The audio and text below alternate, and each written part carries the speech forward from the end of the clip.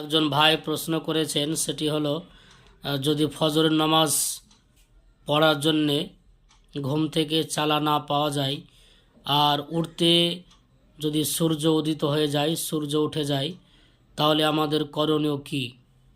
তো আমি সেই ভাইয়ের উদ্দেশ্যে বলবো, যদি ফজরের নামাজের সময় ঘুম থেকে চালা না পাওয়া যায়, তাহলে যখন ঘুম থেকে চালা পাওয়া যাবে তখনই ফজরের নামাজটা পড়তে হবে। যদি উঠতে গিয়ে সূর্য উদিত হয়ে যায়, সূর্য উঠে যায়, তাহলে ফজরের নামাজ যেহেতু শেষ, ফজরের নামাজের সময় যেহেতু শেষ হয়ে গিয়েছে, তাই ফজরের নামাজটা কাজা আদায় করতে হবে, অর্থাৎ কাজা নামাজের নিয়াত করে ফজরের নামাজটা আদায় করতে হবে।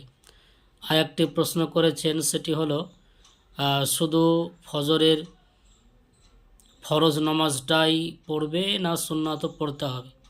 তো এই বিষয়ে আমি বলি, কাজা নামাজ পড়ার ক্ষেত্রে শুধুমাত্র ফরজটা পড়লেই যথেষ্ট হবে, শুধুমাত্র ফরজটা পড়লেই যথেষ্ট হবে।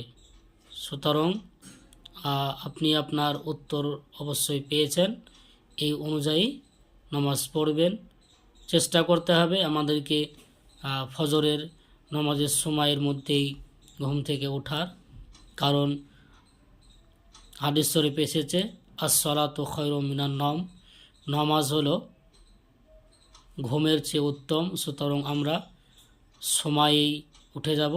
ব্যতিক্রম যদি এরকম হয়ে যায়, তাহলে যখনই চালা পাওয়া যাবে ফজরের নামাজটা পড়তে হবে। যদি সময় পার হয়ে যায়, তাহলে কাজার নিয়াতে আদায় করতে হবে।